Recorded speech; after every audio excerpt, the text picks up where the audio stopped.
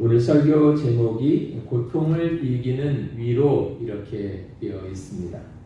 그 고통이라는 말을 국어 사전에 보면 몸이나 마음의 괴로움과 아픔이라고 되어 있습니다. 그러니까 고통이라고 하는 것은 육체적인 고통이 있을 수도 있고 또 심적인 고통이 있을 수 있고 때로는 이 두 가지가 동시에 함께 올 수도 있다는 이야기인 것 같습니다. 그런데 가만히 돌아보면 우리가 살아가는 것 자체가 어쩌면 고통의 연속이라고 말을 해도 과언은 아닐 것 같습니다. 왜냐하면 어떤 하나의 고통이 이제 끝나고 이제는 좀 괜찮아지나 보다 그러면 전혀 생각지 못했던 또 다른 고통이 종종 찾아오는 것을 우리는 경험하기 때문에 그렇습니다. 그래서 사람들이 경험하는 고통이라고 하는 것은 누구나 다 보편적으로 경험하는 일반적이고 또 일상적인 고통이 있는가 하면 또 어떤 것들은 아주 특별한 아주 예외적인 그런 모습으로 찾아오는 고통도 있다고 하는 것입니다. 전혀 생각지 못했던, 전혀 예상하지 못했던 그런 고통이 찾아올 때 갑작스럽게 맞이한 고통은 우리에게 더 큰 아픔과 상처를 남길 수도 있습니다. 그런가 하면 또 어떤 고통들은 미리 그 고통을 내가 겪어야 된다는 것을 미리 알고 있을 때도 있잖아요. 그때는 또 미리 알기 때문에 심적인 긴장감이 있고 마음에 큰 불안이 함께 이 고통과 함께 찾아오게 된다는 것입니다. 그래서 우리가 겪는 고통은 단순히 이러한 육체적인 고통뿐만이 아니라 때로는 정신적인 아픔을 함께 동반하는 그런 고통들도 많이 있다고 하는 것입니다. 아마 예수님은 사람들이 겪을 수 있는 가장 심한 고통을 겪으셨던 분이 아닌가 그런 생각을 해봅니다. 왜냐하면 예수님은 자신이 겪어야 할 그 고통을 미리 아시고 그 고통을 다 감당하셨기 때문에 그렇습니다. 다시 말하면 예수님은 십자가의 고통이 무엇인지를 아셨고 또 그 고통을 향해서 걸어가셨던 것입니다. 거기에는 육체적인 고통도 있고 동시에 정신적인 고통도 함께 하고 있었다는 것입니다. 어떻게 그것을 알 수 있냐면 34절에 보면 내 마음이 심히 고민하여 죽게 되었으니 이렇게 예수님이 지금 말씀하고 있기 때문에 그렇습니다. 이 고민이라고 하는 이 말은 어떤 육체적인 것이 아니라 어떤 정신적인 것, 심적인 것을 지금 이야기하고 있지 않습니까? 그래서 예수님은 이 십자가의 죽음을 경험하실 때 육체적인 고통과 또 심적인 고통을 함께 겪으셨다는 것을 우리는 알 수 있는 것입니다.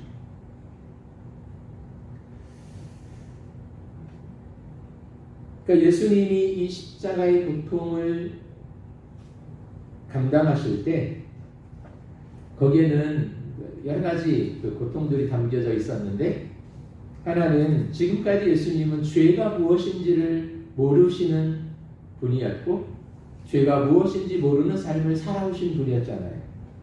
그런데 그런 예수님이 죄를 짊어지고 죄인의 몸으로 십자가에 달려야 되는 그런 아픔이 있는 것입니다. 뿐만 아니라 십자가를 지고 갈 때 사람들이 예수님을 굉장히 모욕하고 침뱉고 조롱하는 일들이 있었지 않습니까?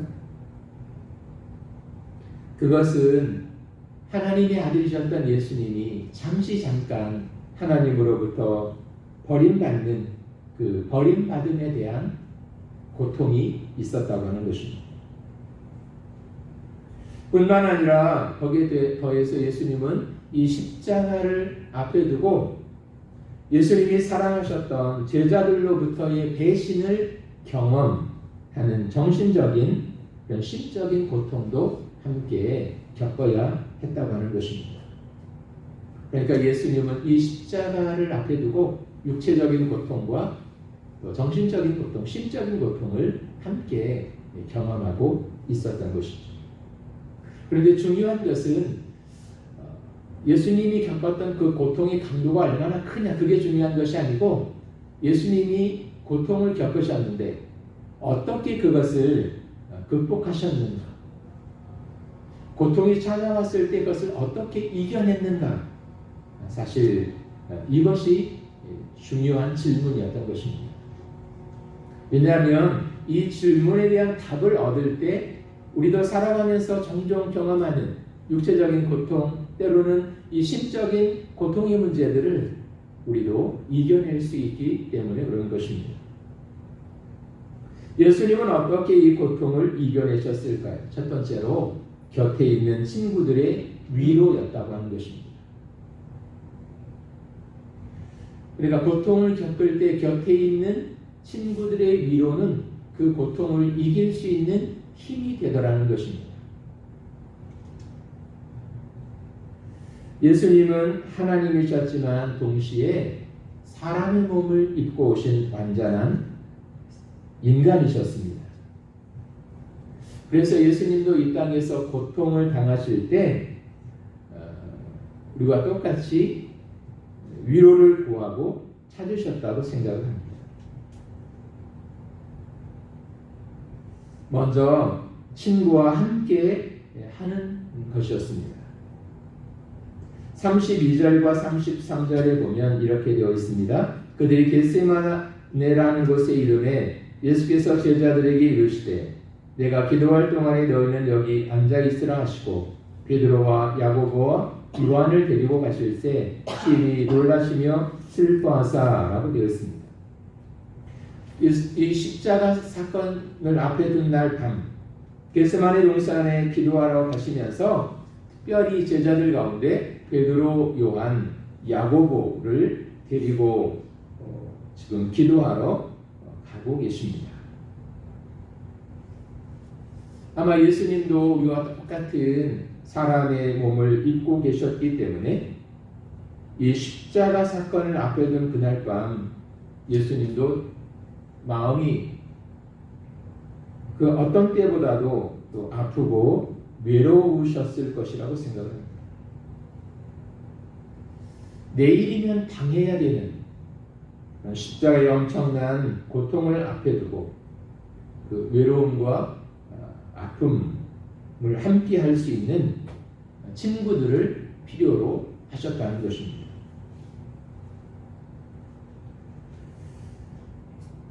고통을 만나면 사람들은 곁에 누군가를 찾게 되어 있는 것입니다. 고통의 시간 내 곁에 친구들이 머물러 있을 수 있는가? 이것이 우정의 시금석이라고 말할 수 있을 것입니다. 영국 격언에 이런 말이 있다고 합니다. 좋을 때 친구들이 많지만 역경의 순간에는 우정을 시험한다. 이런 말이 있다고 합니다. 그러니까 좋을 때는 옆에 사람들이 많은데 어려울 때는 끝까지 남아있는 사람들이 별로 없더라. 아마 이런 이야기인 것 같고요. 또 어떤 철학자는 이런 말을 했습니다. 고난을 만났을 때 우리는 진정한 친구를 알아본다. 이것도 비슷한 말이겠죠. 그러니까 진짜 우정, 진짜 좋은 친구는 언제 알 수 있냐면 고통의 때, 고난의 때 알 수 있다라고 하는 것입니다. 그 탤런트 가운데 최수종 씨가 있잖아요. 아마 그분의 성장 과정을 여러분도 대충은 알겠지만 이분의 아버지가 한동안 잘 나가는 사람이었다고 합니다. 그런데 어느 날 그 아버지가 하던 사업이 완전히 망했어요. 그냥 일이 잘 될 때 엄청나게 막 주변에 사람들이 많았다고 합니다. 그런데 아버지의 사업이 그렇게 내리막길을 걷자 주변에 있던 수많은 사람들이 한순간 다 떠나더라는 것입니다.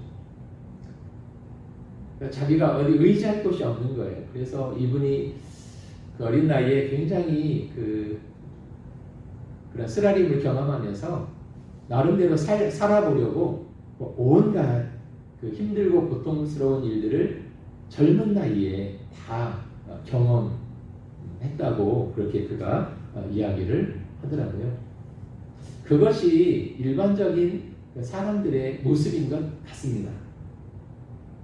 평소에는 친구가 많다고 해도 고통과 역경을 만났을 때 우리는 진실한 우정을 다시 헤아려 볼 수 있는 것 같습니다. 제2차 세계대전이 한창 일어날 때 있었던 일인데요. 미국의 어느 마을에 두 친구가 어렸을 때부터 같이 성장한 두 친구가 입대를 했는데 같은 부대에 배속이 배치가 되었다고 합니다. 그런데 하루는 이 한 친구가 수색 정찰을 나갔다가 적의 공격을 받아서 피를 흘리며 쓰러지게 되었습니다. 그러니까 다른 부대원들은 다행히 다 빠져나왔는데 이 친구만 거기 쓰러져서 돌아오지를 못한 것입니다. 근데 멀리서 남아있는 친구가 그 광경을 다 보고 있었고 나머지 부대원들도 그것을 보고 있었습니다. 안타까운 마음에 이 친구를 구하려고 막 가려고 하니까 그 소대장이 지금 이 상황에서 가면 너도 죽는다. 꼼짝하지 말고 여기 있어라. 그런 명령을 내렸다고 합니다. 그런데 친구가 피를 흘리며 쓰러져 있는데 이거 그냥 놔둘 수가 없잖아요. 그래서 이 소대장이 한눈을 파는 동안 몰래 그 친구 쓰러져 있는 친구를 향해서 막 달려갔습니다. 그리고 그 친구를 다행히 들쳐업고 다시 부대로 돌아왔는데 부대로 돌아왔을 때 그 친구는 이미 목숨이 다한 그런 상태였습니다.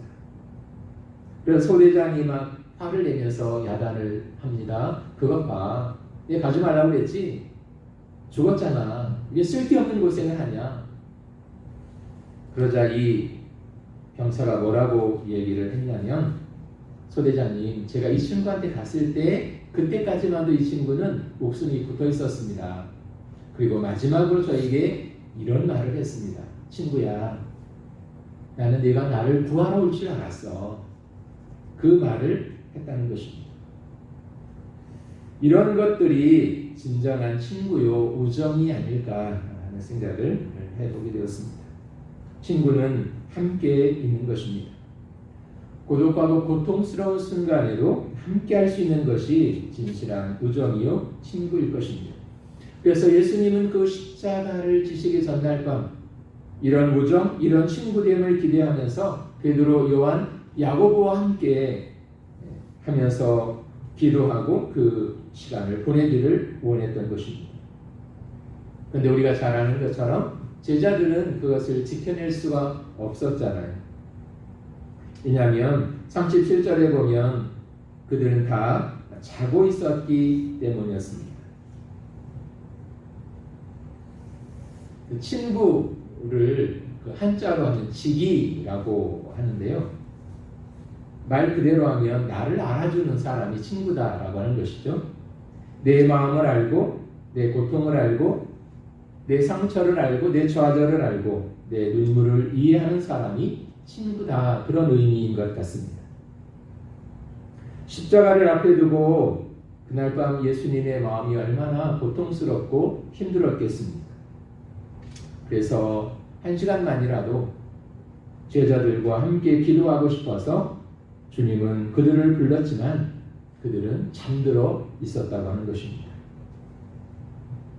어떤 의미에서 보면 예수님이 기대했던 우정의 실격자들, 그들이 예수님의 제자였다고 말할 수 있을 것입니다. 상당히 실망스러운 모습을 보였을 것입니다. 그런데 특이한 것은 그럼에도 불구하고 여전히 예수님은 그들을 친구로 인정하고 싶었다는 것입니다. 그래서 요한복음 15장에 보면 예수님은 이런 제자들을 향해서 친구를 위하여 자기 목숨을 버리면 이것보다 더 소중한 것이 없다라고 말씀을 하시죠. 여기서 친구는 예수님의 제자들을 이야기합니다. 그러니까 그 예수님의 제자들을 위해서 목숨을 버리는 그것은 예수님이잖아요. 그 순간에도 여전히 예수님은 그들을 친구로 여겼다는 것입니다.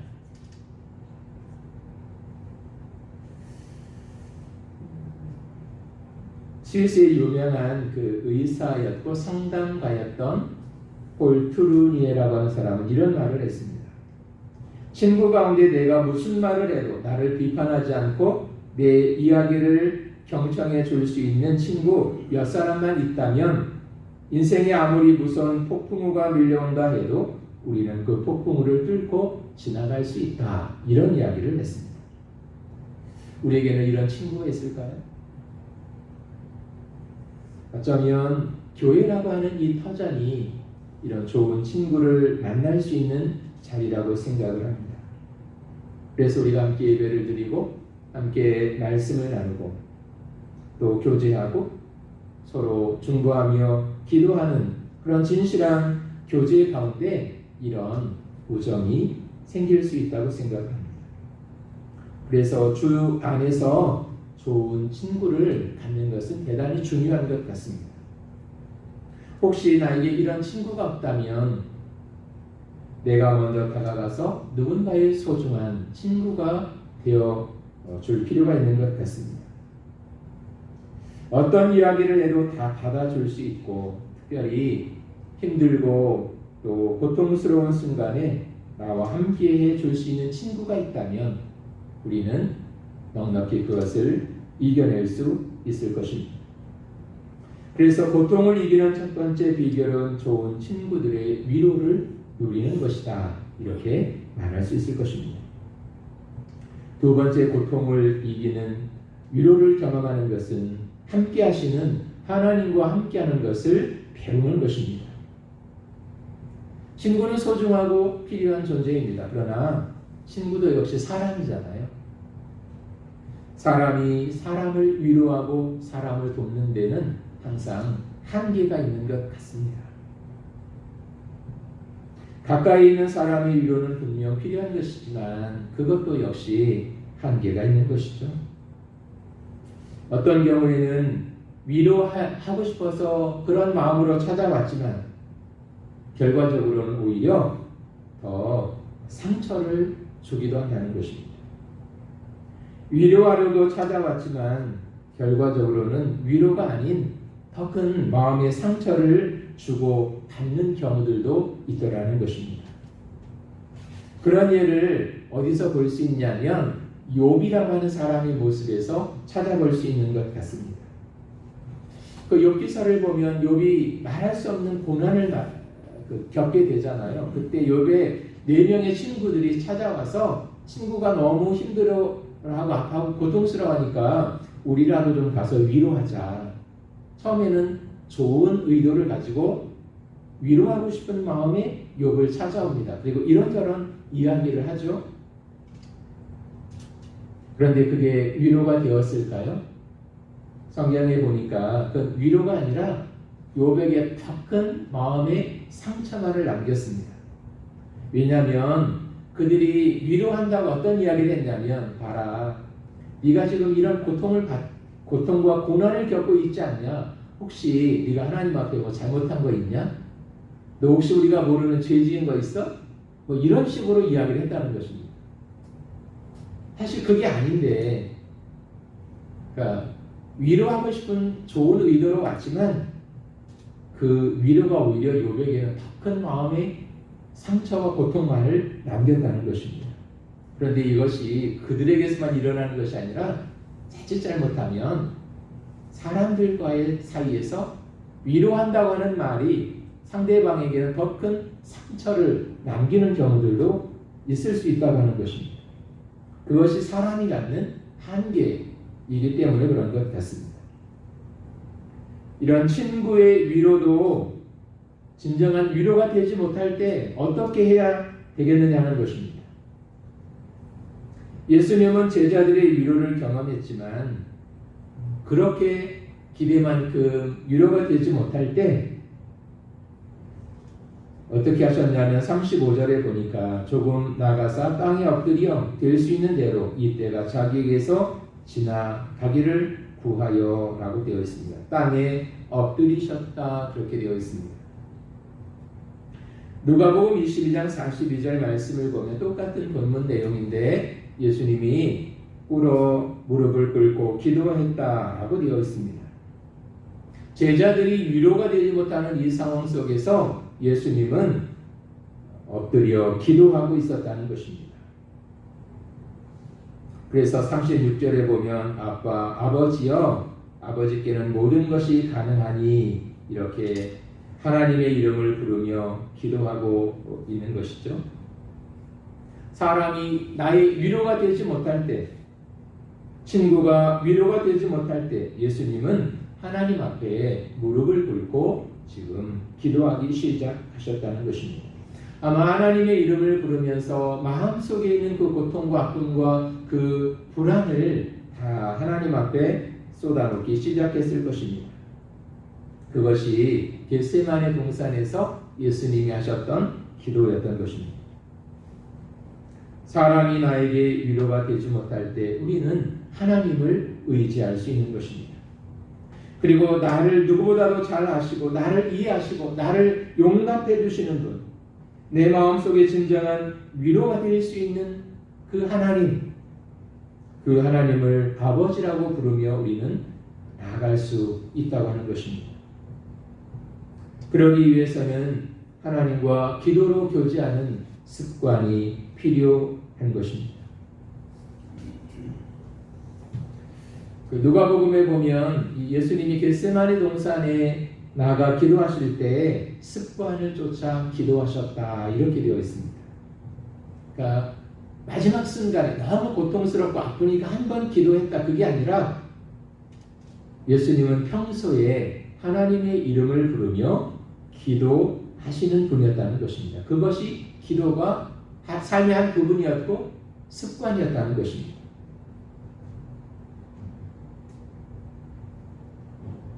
아마 예수님은 그렇게 하나님의 이름을 부르며 기도하는 그 시간에 누구도 나에게 위로가 되지 못하고 격려가 되지 못하고 아무도 힘이 되어주지 못함으로 나는 혼자다 이런 느낌을 가질 때 아마 기도하는 그 순간 자신을 둘러싸고 있는 그 하나님의 임재를 경험하셨을 것입니다. 그리고 그런 하나님의 은혜의 경험은 이 고통을 이길 수 있는 힘과 능력이 되었을 것입니다. 그래서 고통을 이기는 비밀은 다른 것이 아니라 기도로 하나님과 함께하는 것을 배우는 것입니다. 세 번째로 고통을 이기는 힘은 하나님의 뜻을 확인하고 확신하는 데 있다는 것입니다. 일반적으로 사람들이 그 고통을 만날 때 가장 고통스러운 것은 그 고통의 원인보다도 사실은 내가 왜 이 고통과 내가 왜 이 아픔을 겪어야 하느냐라고 하는 질문에 답을 얻지 못할 때라고 합니다. 차라리 내가 왜 고통을 당하는지 알면 속이라도 편할 텐데 그걸 모르니까 고통 그 자체보다도 그 의미를 몰라서 더 힘들어 하더라는 것입니다. 그리고 많은 경우 자신이 당하는 고통의 의미를 알게 될 때 그것을 더 잘 견디고 이겨낼 수 있게 되더라는 것입니다. 그러나 고통의 뜻을 알지 못할 때 사람들은 그것을 견딜 수가 없어 하더라는 것입니다. 다시 그 욥의 이야기를 말씀드리면 욥이 많은 고난을 겪었잖아요. 그 고난 속에서 욥이 얻었던 그 고난의 의미를 욥은 어떻게 해석을 했냐면 하나님이 나를 단련하신 후에는 내가 정금같이 나오게 하실 것입니다. 이것이 욥의 고난이 자신이 받는 고난에 대한 욥의 해석이었습니다. 그러니까 하나님이 나를 버리신 것이 아니라 이 고난을 통해서 하나님이 나를 정금 같은 사람으로 만드실 것이다. 그렇게 고난을 해석했다는 것입니다. 그러니까 욥은 극심한 고통 가운데서도 그 마음이 그것을 이겨낼 수 있는 힘이 생겼던 것입니다. 예수님도 마찬가지셨죠. 36절에 보면 이 잔을 내게서 옮기시옵소서. 그러나 나의 원대로 마옵시고 아버지의 원대로 하옵소서. 이렇게 되어 있죠. 여기 아버지의 원대로 하옵소서. 이것이 중요한 것입니다. 그러니까 이 순간 예수님은 하나님의 뜻을 생각하고 있었던 것이고요. 십자가를 향한 하나님의 뜻은 무엇이었냐면 예수님 십자가에 달려 죽으심으로 말미암아 사람들이 죄 사함을 받고 하나님의 자녀가 되고 그것을 믿는 사람들마다 영생을 얻고 새로운 삶을 누리게 될 것이다 라고 하는 것입니다.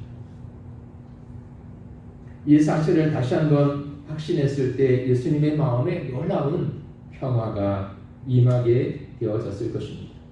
그리고 다시 예수님은 일어나 자신을 십자가에 매달기 위해서 잡으러 온 사람들에게 자신의 몸을 맡기시고 십자가를 향해 당당히 걸어가실 수 있었다는 것입니다.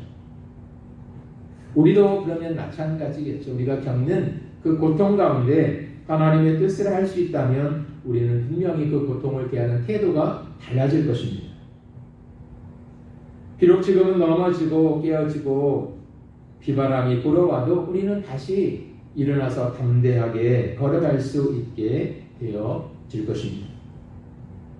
그래서 우리가 예수님처럼 기도하되 특별히 그 고통 가운데 숨겨진 하나님의 뜻을 알도록 하나님이 그것을 우리로 하여금 깨닫게 하시도록 구하는 겸손한 기도가 필요하다고 하는 것입니다. 그 인도 선교의 아버지 그러면 윌리엄 캐리라고 하는 선교사를 사람들은 이야기합니다. 이 사람이 32살의 젊은 나이에 모든 것을 포기하고 영국을 떠나서 인도로 갔습니다. 그리고 인도에서 40년 동안 선교사로 헌신을 했습니다. 그 40년 동안 많은 위험이 있었고 희생이 컸고 엄청난 경제적인 어려움을 그는 인도에서 겪었습니다. 왜냐하면 그는 한평생 그 인도어로 된 성경을 번역해서 인도 사람들에게 성경을 만들어주는 것이었습니다. 그런데 인도에는 땅도 넓고 사람도 많아서 그런지 지역마다 다 언어가 다른 거예요. 그러니까 한 권의 성경이 필요한 것이 아니라 수많은 성경을 번역하는 일이 필요했다고 하는 것입니다. 그것은 거의 불가능한 것처럼 보였습니다. 그럼에도 이 사람은 포기하지 않고 끊임없이 그 일을 위해서 애쓰고 노력을 했습니다. 그리고 마침내 인도 선교의 문을 열게 되어졌습니다. 사람들은 그에게 물었습니다. 그 많은 위험, 그 많은 희생, 그 많은 어려움을 견딜 수 있었던 비결이 대체 무엇입니까? 라고 물었을 때 이 캐리의 대답은 하나님의 뜻, 그 이상도 그 이하도 아니었습니다. 사람은 오직 하나님의 뜻을 붙잡고 살았다는 이야기인 것입니다.